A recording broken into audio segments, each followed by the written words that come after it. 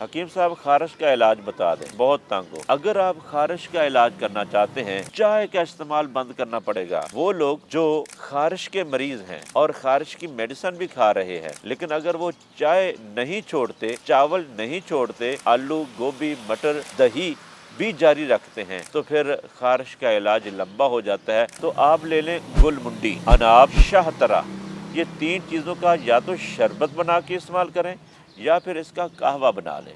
قہوہ بھی مفید ہے، اس کا شربت بھی مفید ہے۔ اگر آپ گل منڈی کا عرق لے لیں، شاہترے کا عرق لے لیں تو یہ بھی ٹھیک ہے۔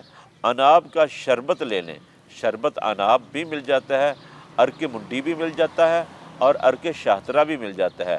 دونوں عرق مکس کر لیں اور اس کے اندر شربت ڈال لیں، یا الگ الگ آپ استعمال کرنا چاہیں الگ الگ بھی استعمال کریں، تو اس سے بھی آپ کا یہ مسئلہ حل ہو جائے گا۔ دن میں 2 یا 3 مرتبہ استعمال کرتے رہیں، لیکن یہ ایک بات ضروری ہے، وہ کیا؟ چائے کا استعمال بند کرنا پڑے گا۔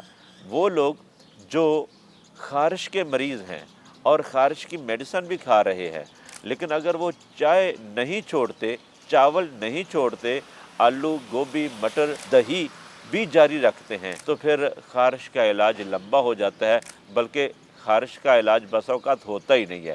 خارش کے علاج میں ضروری ہے کہ ان چیزوں سے پرہیز کیا جائے۔